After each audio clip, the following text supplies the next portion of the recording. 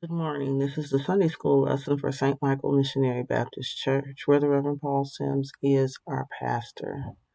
Today's lesson is titled Making a Difference. It comes from Matthew chapter 1, verses 1 through 6. Our key verse comes from verse 1.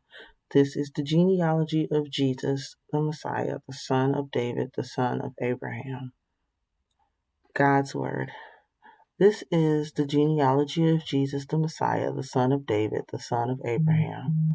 Abraham was the father of Isaac, Isaac the father of Jacob, Jacob the father of Judah and his brothers, Judah the father of Perez and Zerah, whose mother was Tamar, Perez the father of Hezron, Hezron the father of Ram, Ram the father of Amminadab, Amminadab the father of Nahshon, Nahshon the father of Salmon, Salmon the father of Boaz, whose mother was Rahab, Boaz the father of Obed, whose mother was Ruth, Obed the father of Jesse, and Jesse the father of King David. David was the father of Solomon, whose mother had been Uriah's wife.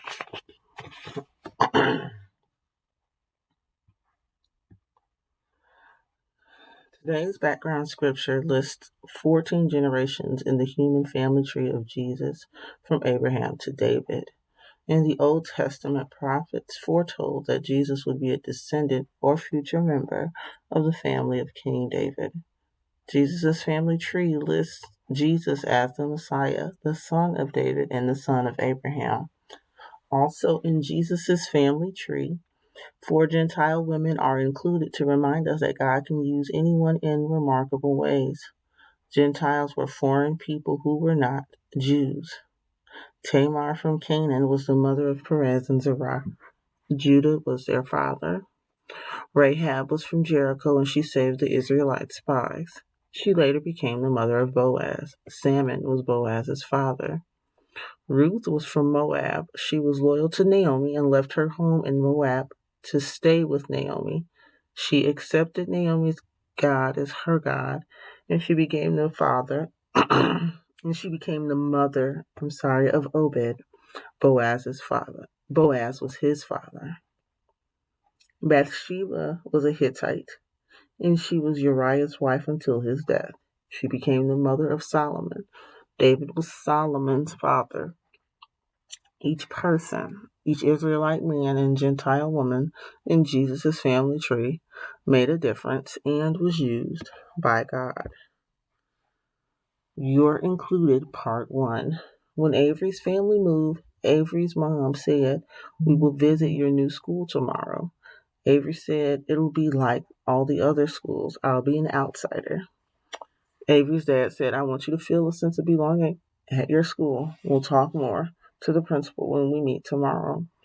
The next day, Principal Watson said, "Avery, on your first day, you'll deliver the school announcements and be a part of the student board. We want you to be included." After a minute, Avery said, "I'll be making announcements and be on the student board." Principal Watson said, "Yes, our school wants students to feel included, especially new students that come to our school. You're a part of our school community. You're included."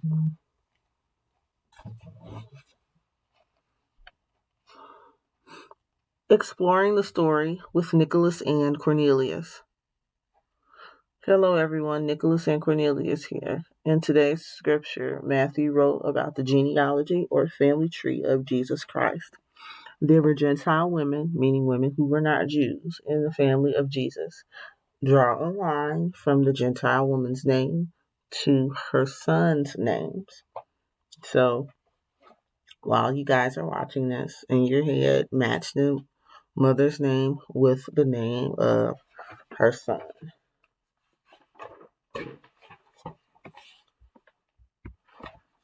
You're included, part 2. After the school tour, Avery was so excited that she packed her backpack for her first day at her new school. Excuse me. She said, "I'm included with the other students. I'm not an outsider." As her dad hugged Avery, he said everything Mr. Watson said was great. "I'm happy for you. Starting a new school isn't easy. But I want you to know that God always includes you because you are always important to God. The next morning, Avery got up early, ready for her first day of school. Before she left, her family prayed together. Exploring the story with Nicholas and Cornelius. God is our creator and wants to include everyone in his plans. Isn't that amazing? In today's lesson, God used Gentiles who were not from Israel, and women were usually not included. They were members of Jesus' family because God loved them and included them to do his will. How do you think Avery felt when she was included in her new school? Thank God that he includes everyone in his plans. All right, so here are our background scriptures for next week. On Monday, you're reading Philippians chapter 4, verses 10 through 19. On Tuesday, you're reading Psalm chapter 91, verses 1 through 16. On Wednesday, you're reading Joel chapter 2, verses 18 through 27. On Thursday, you're reading Luke chapter 1, verses 5 through 17. Friday, you are in chapter 1 again of Luke, reading verses 18 through 25.